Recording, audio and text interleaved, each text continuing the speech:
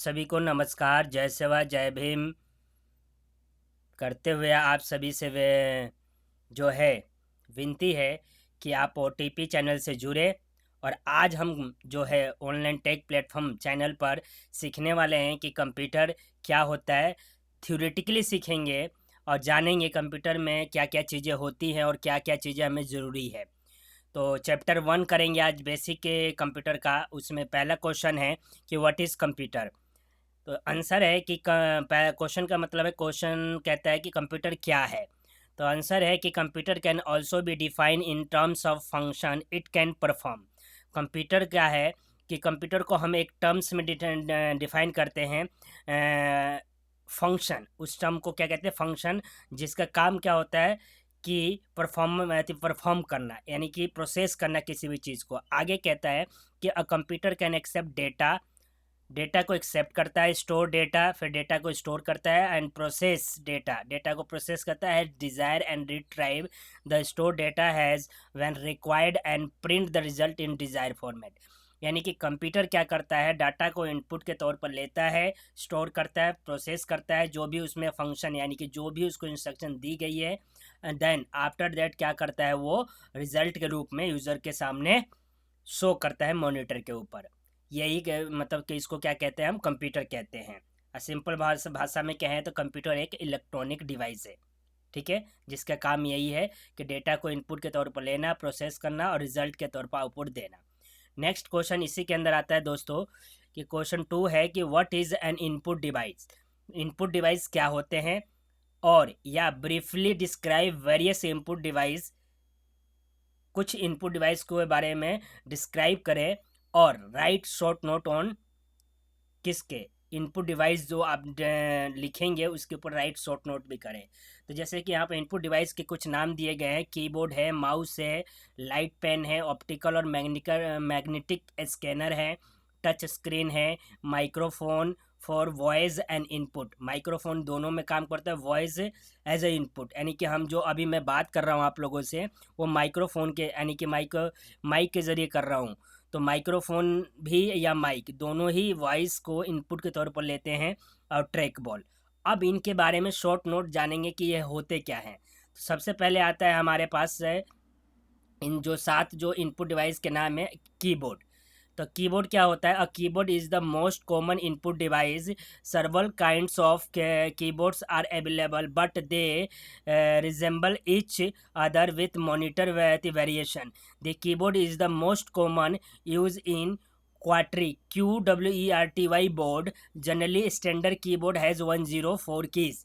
यानी कहने का मतलब क्या है कि कीबोर्ड जो है सबसे ज़्यादा इनपुट के तौर पर, यानी कि इनपुट डिवाइस के तौर पर इस्तेमाल किया जाने वाला डिवाइस है। और इस जो है कीबोर्ड के जो है स्टैंडर्ड है, मार्केट में बहुत अलग अलग तरह के हैं, और वो मॉनिटर के ऊपर वह डिपेंड करते हैं।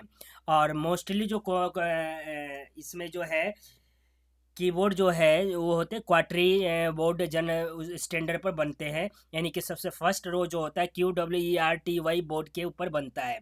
और मोस्ट कॉमन यानी ज़्यादा से ज़्यादा कीबोर्ड्स में 104 की होती हैं, ठीक है दोस्तों। नेक्स्ट है माउस। माउस भी एक इनपुट डिवाइस है, और mouse is a mechanical hand held device, यानी कि माउस क्या एक मैकेनिकल डिवाइस है, और हैंड हेल्ड मतलब हाथ से पकड़े जाने वाला डिवाइस है। It use as a pointer, इसको यूज़ किया जाता है पॉइंटर के तौर पर, किसी चीज़ को पॉइंट करने के लिए। जैसे कि मैं यहाँ पर अभी कर रहा हूँ, तो ये माउस जो है it is as a pointer, point कर रहा है उस चीज़ को, यानी कि it can perform functions like selecting menu commands, moving icons, resizing window, starting program and choosing options.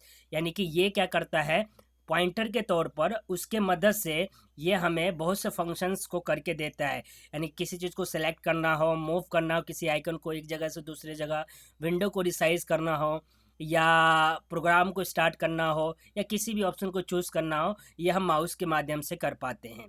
तो ये इनपुट डिवाइस के तौर पर काम करता है। नेक्स्ट आता है लाइट पेन। लाइट पेन क्या होता है, तो एन लाइट पेन भी एक तरीके से इनपुट के तौर पे यूज़ किया जाता है। एन इनपुट डिवाइस क्या है, इनपुट डिवाइस है डेट यूटिलाइज अ लाइट।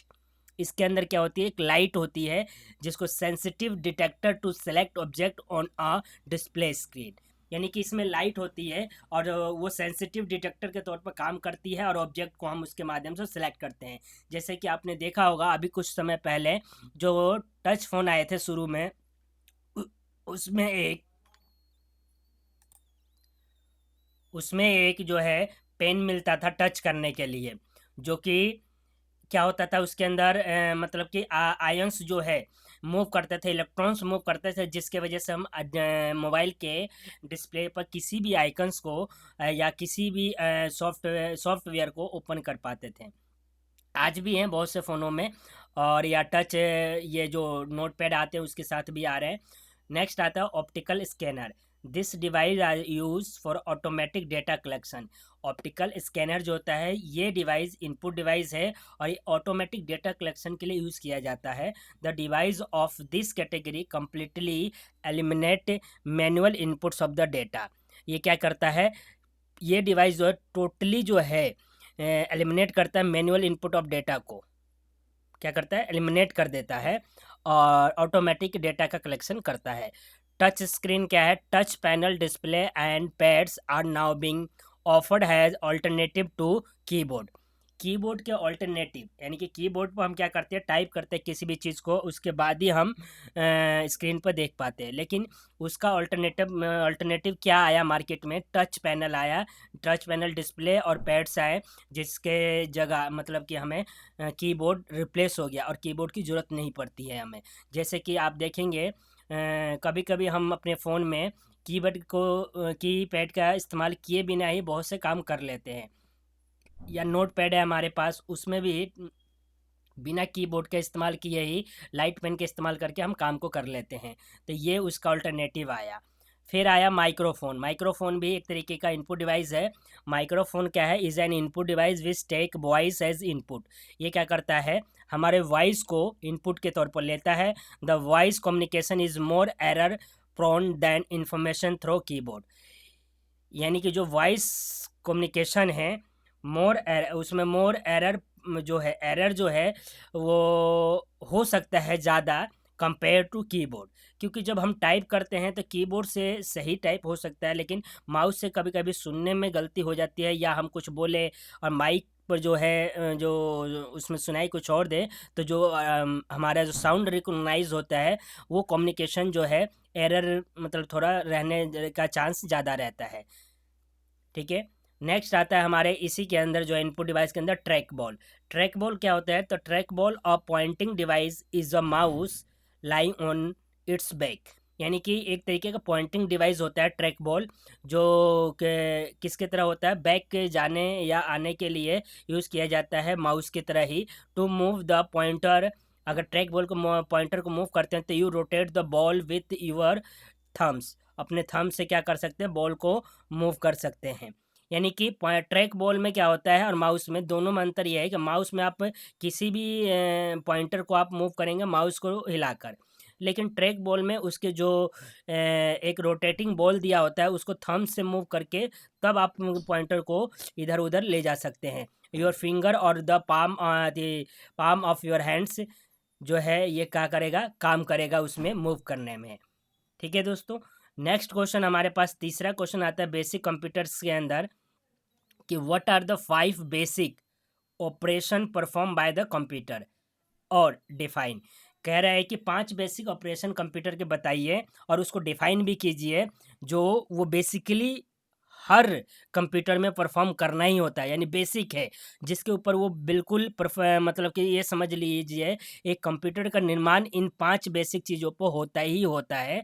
किसी भी प्रकार के कंप्यूटर, लैपटॉप, मॉनिटर ले लीजिए आप, उसके अंदर ये 5 बेसिक जो है ऑपरेशन होंगे ही होंगे, जैसे कि ALU, CU, CPU, memory unit, output. ये जो 5 बेसिक ऑपरेशन हैं, इस ऑपरेशन को कंप्यूटर को करना ही होता है और ये हमें हर कंप्यूटर, मॉनिटर, लैपटॉप में मिलेगा। तो इसके बारे में चलिए डिफाइन करते हैं और डिस्कस करते हैं दोस्तों कि ये क्या होता है। Answer, the computer perform basically 5 major operation of function irrespectively of their size and make these These are first, it accept data और instruction by way of input। यानी कह रहा है कि कंप्यूटर जो 5 मेजर ऑपरेशन फंक्शन जो है बिना साइज और उसके करते हैं। पहला है वो क्या है, वो डेटा को एक्सेप्ट करना, डेटा या इंस्ट्रक्शन को एक्सेप्ट करना इनपुट के तौर पर। नंबर 2, इट स्टोर डेटा, उसका दूसरा काम होता है डेटा को स्टोर करना। तीसरा काम क्या होता है कि it can process data required by the user, user ने जो इंस्ट्रक्शन दिया है उसके द्वारा जो इनपुट दिया गया है और जो रिजल्ट मांगा जा रहा है उसको प्रोसेस करना। चौथा, it give result in the form of output, फिर उसके बाद प्रोसेस करने के बाद उसका रिजल्ट के रूप में क्या करता है, वो यूज़र के सामने जो है आउटपुट के तौर पर रिजल्ट को शो करता है। And last, it controls all operation inside a computer, और ये जितने ऑपरेशन किए गए होते हैं या किए जाते हैं वो किसके द्वारा कंट्रोल किए जाते हैं, कंप्यूटर के द्वारा। ठीक है, सबसे पहला जो आता है दोस्तों, A input, this is the process of entering data and program into the computer system. Input क्या है, इनपुट एक ऐसा प्रोसेस है जिसके द्वारा हम डेटा या प्रोग्राम को कंप्यूटर के अंदर हम क्या करते हैं, एंटर करते हैं। कंट्रोल यूनिट, सीयू का जो फुल फॉर्म होता है वो कंट्रोल यूनिट होता है। इसका काम क्या होता है, the process of the input output processing and storage is perform under the supervision of unit call control unit. यानी कि कंट्रोल यूनिट एक सुपरविजन के तौर पर काम करता है और उसके निगरानी में जो है प्रोसेसिंग जो होता है, क्या होता है, प्रोसेसिंग होता है इनपुट का आउटपुट का, और जो भी उस पर ये जो इंस्ट्रक्शन दिया गया है उसका और स्टोरेज करने का, ये सारा काम कंट्रोल यूनिट के सुपरविजन में किया जाता है। फिर आता है मेमोरी यूनिट। मेमोरी यूनिट का क्या काम होता है, तो computer is use to store data in instruction. तो जब कंट्रोल यूनिट काम कर लेता है तो उसके बाद हमारा जो डेटा बनता है या इंस्ट्रक्शन जो भी होता है वो मेमोरी यूनिट के अंदर क्या किया जाता है, स्टोर किया जाता है। नेक्स्ट जो ऑपरेशन आता है वो अर्थमेटिकल लॉजिकल यूनिट, ALU, जिसको शॉर्टकट कहते हैं। यानी कि इसका काम क्या होता है, the major operation perform by the ALU are addition, subtraction, multiplication, division, logically and comparison. तो ये सारे काम किसका काम होता है, अर्थमेटिक लॉजिकल यूनिट का काम होता है कि ऑपरेशन जो परफॉर्म करना है, चाहे वो एडिशन का, सब्ट्रैक्शन का, यानी मैथमेटिकल जितने ऑपरेशन होते हैं वो ALU के अंडर आते हैं और वो उसको क्या करता है, या लॉजिकली भी कुछ ऑपरेशन होते हैं वो परफॉर्म करता है। नेक्स्ट और लास्ट जो होता है वो आउटपुट होता है। आउटपुट क्या होता है, तो this is the process of producing result from the data for getting useful information. यानी कि प्रोसेसिंग के बाद जो रिजल्ट बना उसको डेटा से यूज़फुल इंफॉर्मेशन तैयार हुआ, उसको आउटपुट के तौर पर जो है, आउटपुट का काम यानी मॉनिटर का काम होता है आउटपुट के तौर पर स्क्रीन पर दिखाना यूज़र को, ताकि उसने जो इंस्ट्रक्शन और प्रोग्राम दिया था उसके बेस पे जो रिजल्ट उसके आया तो उसको दिखाता है कौन, आउटपुट के तौर पर दिखाई देता है हमें। ये 5 जो है बेसिक ऑपरेशन हर कंप्यूटर के अंदर होते हैं और किए जाते हैं कंप्यूटर के द्वारा। नेक्स्ट आता है CPU। एक पॉइंट इसमें CPU था कि CPU जो है क्या है, एक तरीके से माने तो कहा जाता है कि CPU कंप्यूटर का ब्रेन है। ठीक है, तो वही कह रहा है कि the ALU and the CU of the computer system are jointly known as the central processing unit, यानी कि CPU। ALU और CU एक ज्वाइंटली जो कंप्यूटर सिस्टम ज्वाइंटली होते हैं, जिनको शॉर्टकट बोले तो किस नाम से जाना जाता है, CPU के नाम से, जिसका यूनिट फुल फॉर्म होता है सेंट्रल प्रोसेसिंग यूनिट। और यू में call CPU has the brain of any computer system. जो मैंने अभी बताया कि कंप्यूटर का जो है ब्रेन किसको कहा जाता है, CPU को कहा जाता है। कभी कभी ये क्वेश्चन आता है दोस्तों, तो याद रखना। नेक्स्ट क्वेश्चन आता है क्वेश्चन नंबर 4। क्वेश्चन 4 कहता है हमारे सामने दोस्तों कि what is an output device. Output device क्या होते हैं, या इस क्वेश्चन को ऐसे भी पूछा जा सकता है, briefly describe various input important device. ऐसे भी पूछ सकते हैं इंपॉर्टेंट डिवाइस कौन कौन से होते हैं, या ऐसे पूछ सकते हैं कि right short note on output device. Output device पर कुछ राइट शॉर्ट नोट लिखिए। तो इन 3 तरीकों से इस क्वेश्चन को पूछा जा सकता है। तो सबसे पहले बताना है कि आउटपुट डिवाइस क्या होता है। तो output device return process data that is information back to the user. Some of the commonly use output device are given. यानी कह रहे हैं कि आउटपुट डिवाइस क्या है, एक तरीका है, एक प्रोसेस है जो क्या करता है, डेटा का यूज़ करके इंफॉर्मेशन तैयार करके यूज़र के सामने रखता है आउटपुट के तौर पर। उसी को हम क्या कहते हैं, आउटपुट कहते हैं। और कुछ आउटपुट डिवाइस के नाम यहाँ पर दिए गए हैं, जैसे मॉनिटर। मॉनिटर का काम क्या होता है कि विजुअली डिस्प्ले यूनिट, ये विजुअल डिस्प्ले यूनिट भी कहा जाता है इसको, कि ये क्या है कि ये हमें आउटपुट के तौर पर डेटा को दिखाता है जो रिजल्ट बना यूज़फुल। प्रिंटर प्रिंट करता है। प्लॉटर जो होता है वो बड़े बड़े प्रिंटिंग के लिए ही यूज़ किया जाता है। स्पीकर हमें सुनाई, मतलब स्पीकर के माध्यम से हम कुछ भी सुन सकते हैं गाते, जैसे कि अभी हम लैपटॉप है जब वीडियो रिकॉर्ड करता है डालते हैं यूट्यूब पर, तो हम किसके माध्यम से सुन पाते हैं, यूट्यूब से, वो भी स्पीकर के माध्यम से सुन पाते हैं। अब इनको थोड़ा सा ब्रीफ में जानते हैं कि ये जो है चारों चीज़ क्या होते हैं। सबसे पहला आता है मॉनिटर। अब मॉनिटर क्या होता है, the out of all the output device monitor is perhaps the most important output device because people interact with this device most intensively than other.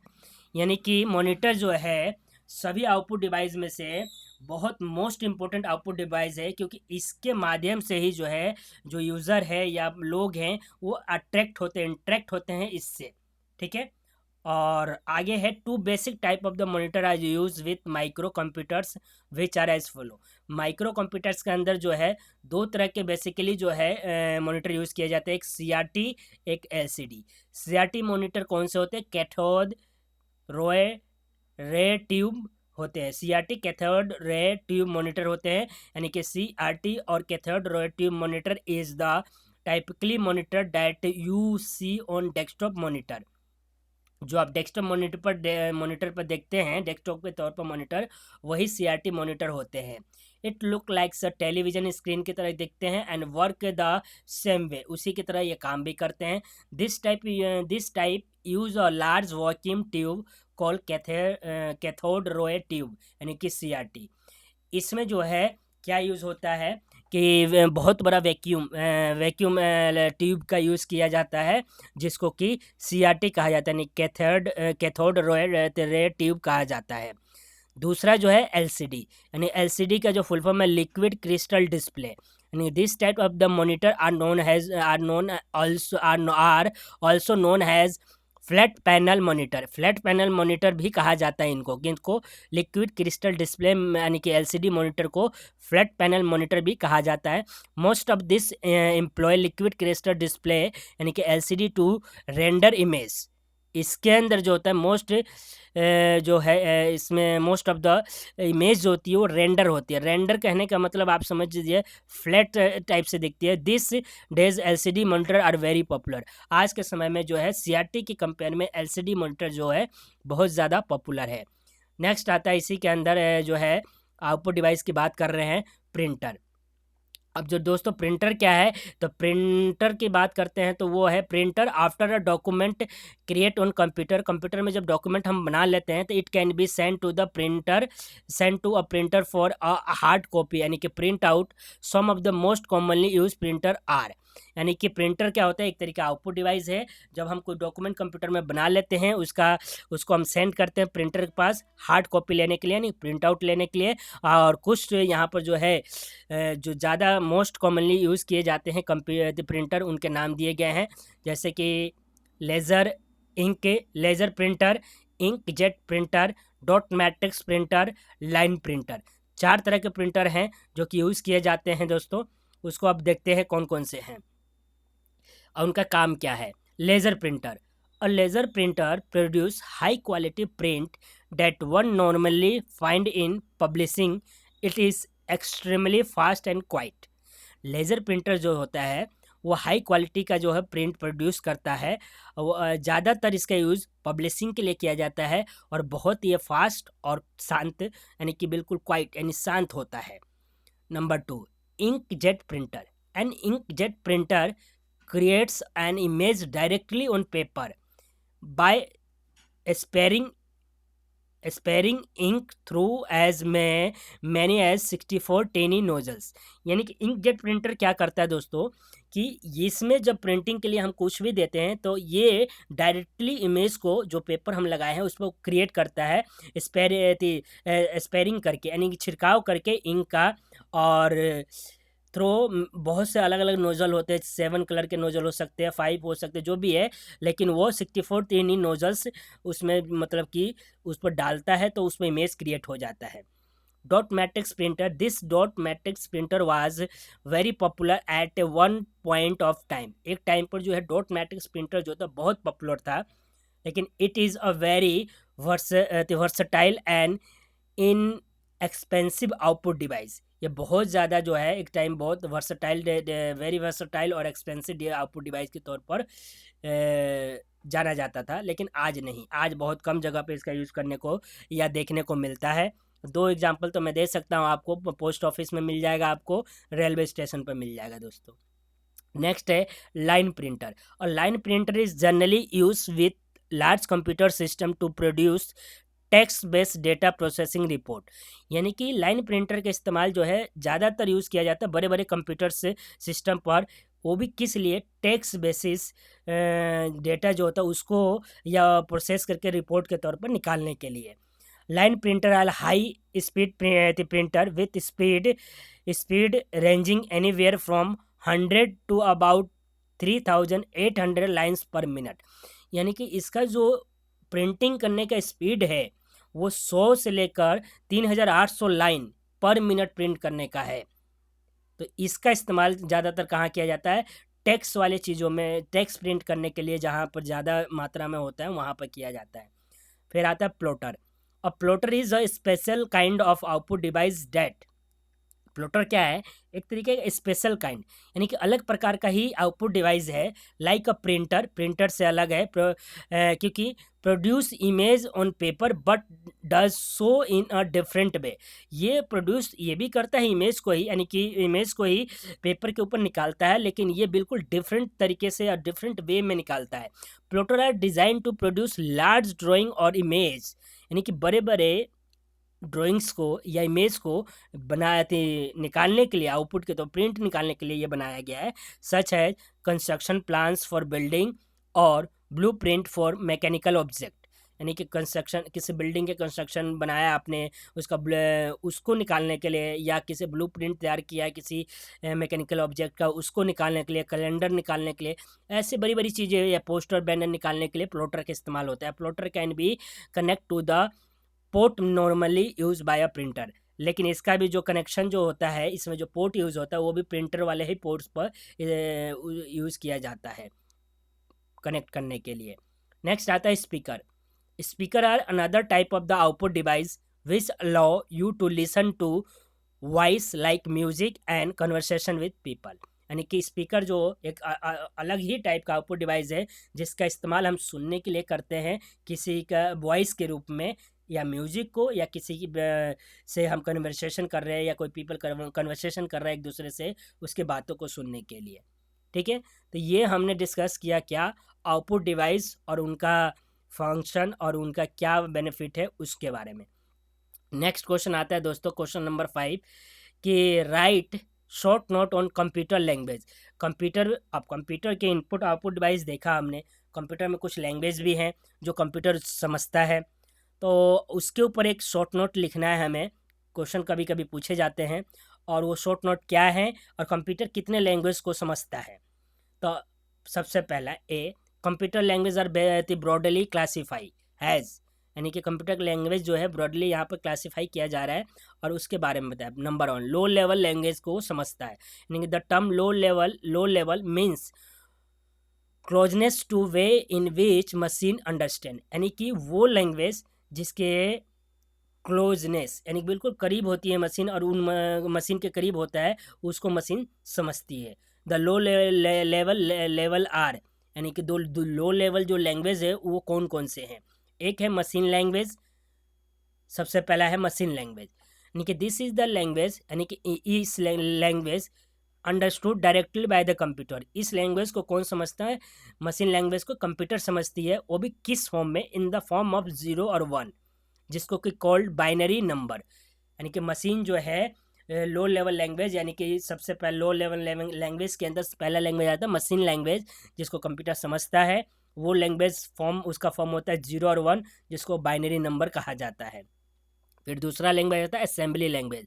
This is the language where the machine code comprising of 0 and 1 are substituted by symbolic code called mnemonics to improve their understanding।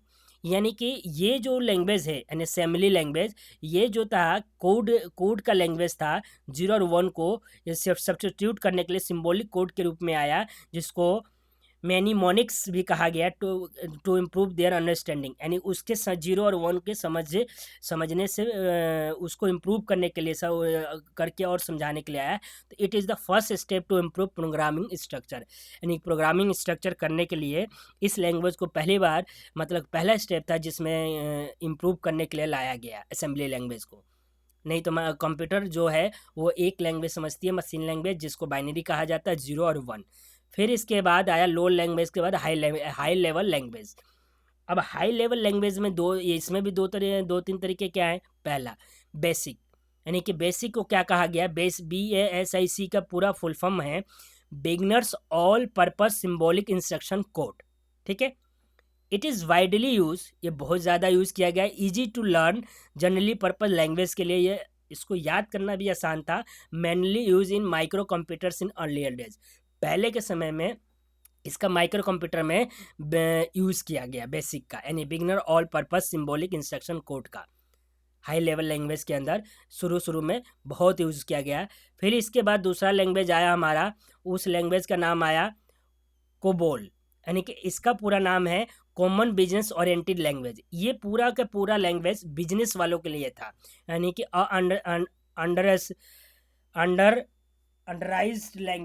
अंडरराइज्ड language use for commercial purpose या commercial applications के लिए आया, यानी कि पूरा business purpose से ये language बनाया गया।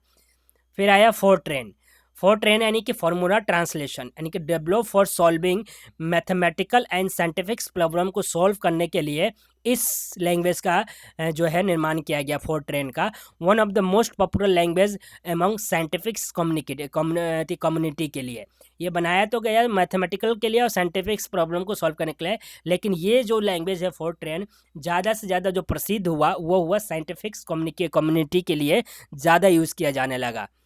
फिर आया सी स्ट्रक्चर प्रोग्रामिंग लैंग्वेज आया C, use for all purpose such as scientific application, commercial application, developing game etcetera, यानी कि जितने ऊपर लैंग्वेज बने वो किसी न किसी एक खास के लिए बने, लेकिन इन सब का निचोड़ निकालने के बाद एक सी लैंग्वेज आया जिसका यूज़ करके आप साइंटिफिक एप्लीकेशन भी बना सकते थे, कमर्शियल भी बना सकते थे, गेम भी डेवलप कर सकते थे, अदर जो भी काम है वो भी कर सकते थे।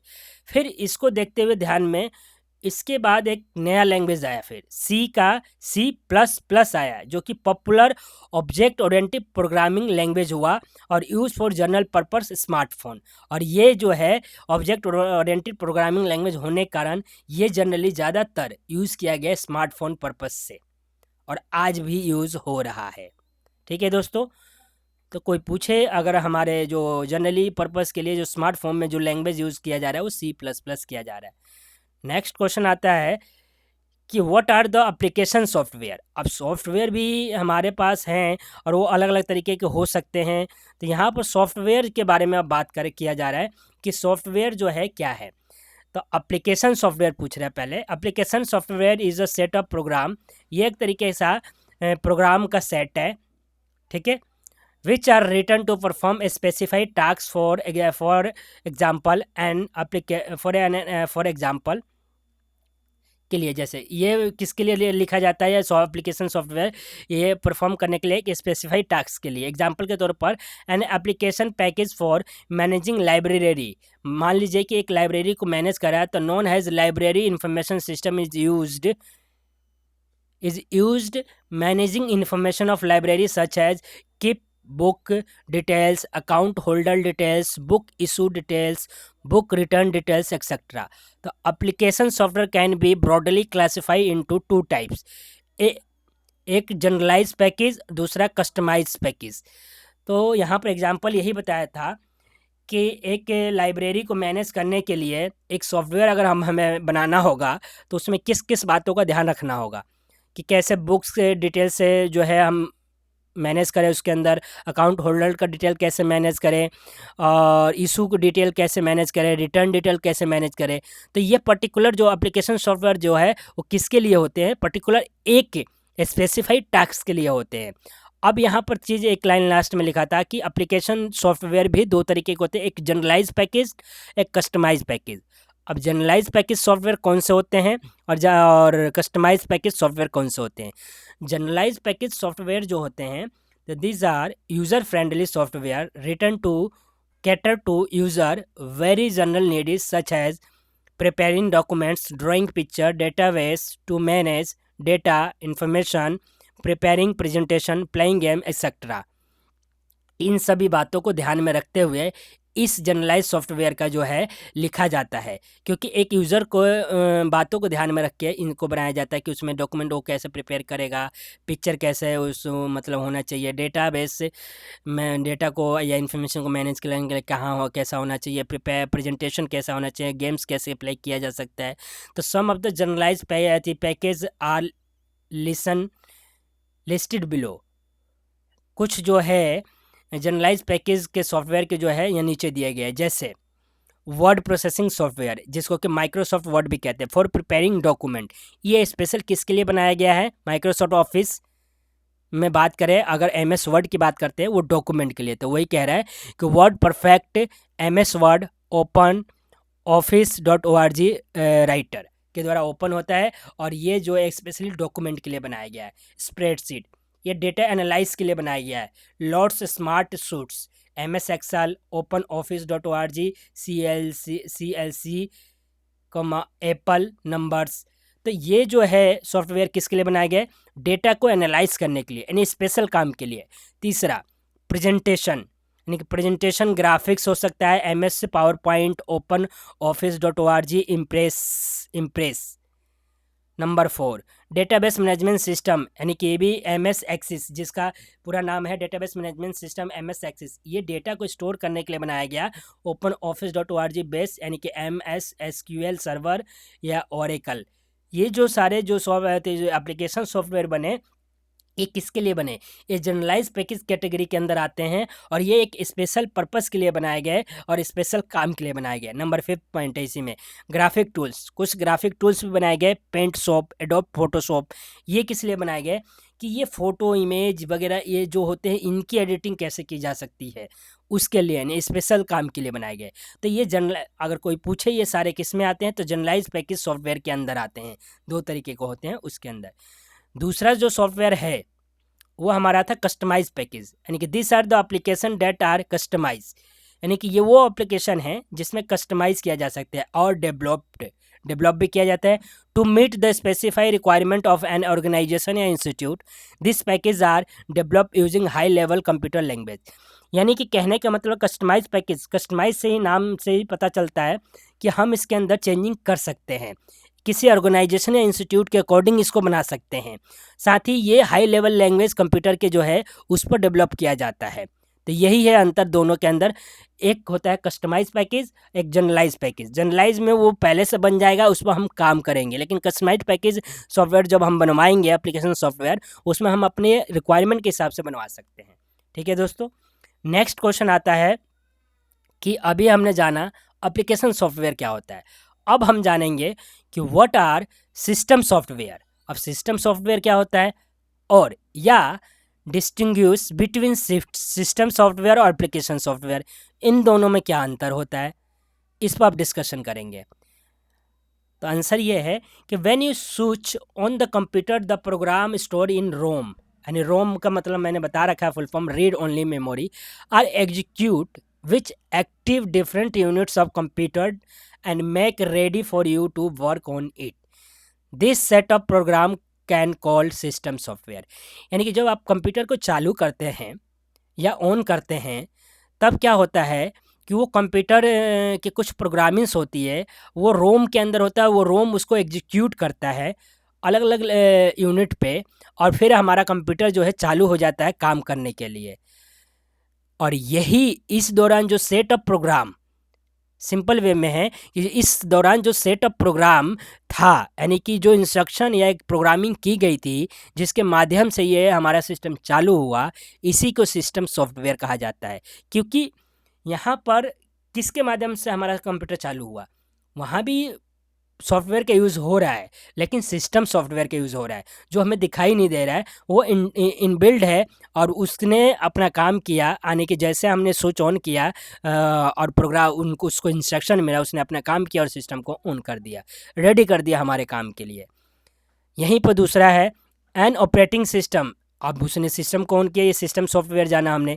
Operating system is a system software, यानी ऑपरेटिंग सिस्टम क्या, जैसे कि ओएस है, जितने भी ओएस है हमारे विंडो के जितने वर्जन हैं, ये सारे के सारे या किसी भी सॉफ्टवेयर या किसी भी मोबाइल या लैपटॉप को चालू करने के लिए जो ऑपरेटिंग सिस्टम होते हैं वो सारे सिस्टम सॉफ्टवेयर के अंदर आते हैं। तो वही लिख रहा है कि an operating system is a system software that provide an interface for user to communicate with the computer. यानी कि सिस्टम सॉफ्टवेयर जो होता है क्या करता है, ये एक तरीके का इंटरमीडिएटर का काम करता है यूज़र और कंप्यूटर के अंदर, दोनों को कम्युनिकेट करने के लिए या इंटरमीडिएट करने के लिए। ठीक है। Manage hardware device, hardware device को भी ये मैनेज करता है, जैसे like disk drive, keyboard, monitor, mouse etcetera, कुछ भी हो सकते हैं, क्योंकि ये सिस्टम सॉफ्टवेयर के ज़रिए ही सारे के सारे एक दूसरे से कनेक्ट हो पाते हैं और जिसका यूज़ करके हम अपना काम कर पाते हैं। जैसे कि manage and maintain disk file system and support application programs. Some popular operating system are Unix, Windows and Linux. जो कुछ ऑपरेटिंग सिस्टम के हैं वो कौन से हैं, यूनिक्स है, विंडोज़ है और लिनक्स है, ये कुछ मतलब कि पॉपुलर हैं। Although operating system provide all the features users need to use and, यानी कि ऑपरेटिंग सिस्टम सारे फीचर हमें प्रोवाइड करता है यूज़र को जो उसको ज़रूरत के लिए है, यूज़ के लिए चाहिए। And maintain their system inevitably they still do not meet everyone expectations. This has lead to another type of system software called utility. यानी कि कभी कभी क्या होता है कि यूज़र्स के अकॉर्डिंग यानी यूज़ के अकॉर्डिंग नहीं मिलता है, तो वो मिट उसके में जो सोचता है एक्सपेक्टेशन होती है नहीं मिलता है, तो ऐसे टाइम में क्या होता है कि सिस्टम सॉफ्टवेयर कॉल यूटिलिटी जब नहीं मिलता है तो उसको सिस्टम सॉफ्टवेयर जो है लीड करता है, तो another type of the system software call उसमें लीड किया जाता है, जिसको कि यूटिलिटी कहा जाता है, यानी अलग से डालते हैं यूटिलिटी। ठीक है। नेक्स्ट क्वेश्चन इसी के अंदर आता है हमारा 8वां क्वेश्चन, यानी कि क्वेश्चन नंबर 8 कि डिस्टिंग्विश बिटवीन कंपाइलर असेंबलर।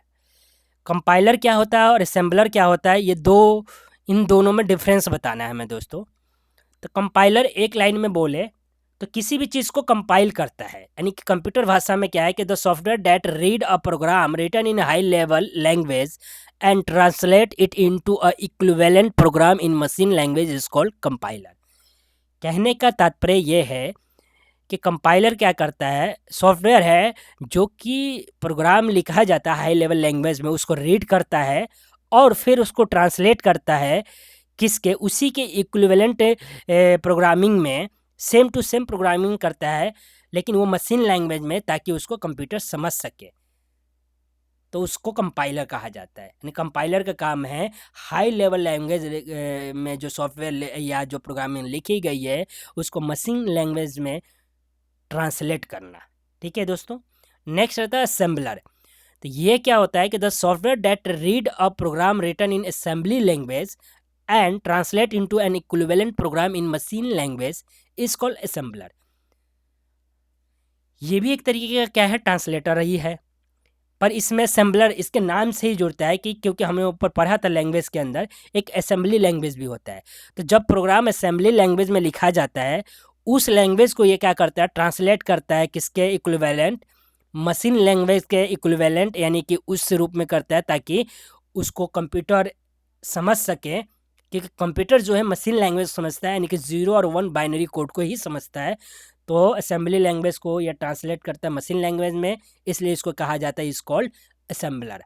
तो दो एक तरीके से कंप्यूटर के अंदर क्या है कंपाइलर है, यानी कि एक तरीके से सिंपल भाषा में बोले, अपने आम दिनचर्या की भाषा में बोले तो ये जो है क्या है, ये ट्रांसलेटर है। जैसे कि हमारे देश में अगर दूसरे कंट्री का कोई आ गया और हमें उसको अपने उसके भाषा समझाना है, तो हमें अगर उसका भाषा आता है और अपना भी आता है तो हम ट्रांसलेटर के रूप में काम करेंगे। इसी तरह कंप्यूटर को दूसरे लैंग्वेज को कंप्यूटर की भाषा में समझाने के लिए दोनों काम करते हैं, कंपाइलर और असेंबलर।